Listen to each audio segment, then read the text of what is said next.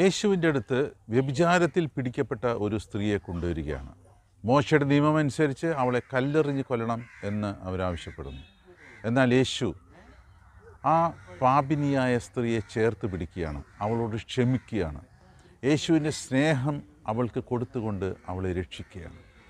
ഇത് തന്നെയാണ് ദൈവം മനുഷ്യരോടും ചെയ്യുന്നത്. എല്ലാ പാപങ്ങളും പൊറുക്കുന്നു, ചേർത്ത് പിടിച്ച് സ്നേഹിക്കുന്നു, രക്ഷിക്കുന്നു.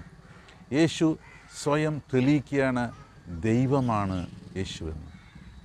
നമ്മൾ കഴിഞ്ഞ 2 ഭാഗങ്ങളിൽ കടന്നു. ജനങ്ങൾക്ക് വിശ്വസിക്കാൻ സാധിക്കുന്നില്ല. ഇതാ യേശു ജനങ്ങൾക്ക് വിശ്വാസം വരാൻ വേണ്ടിയാണ് ഇത് ചെയ്യുന്നത്. എന്നിട്ട് പോലും അവർക്ക് വിശ്വാസത്തിലേക്ക് വരുന്നില്ല.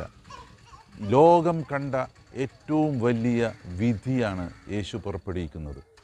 നിങ്ങളിൽ പാപം ചെയ്യാത്തവർ കല്ലെറിയട്ടെ.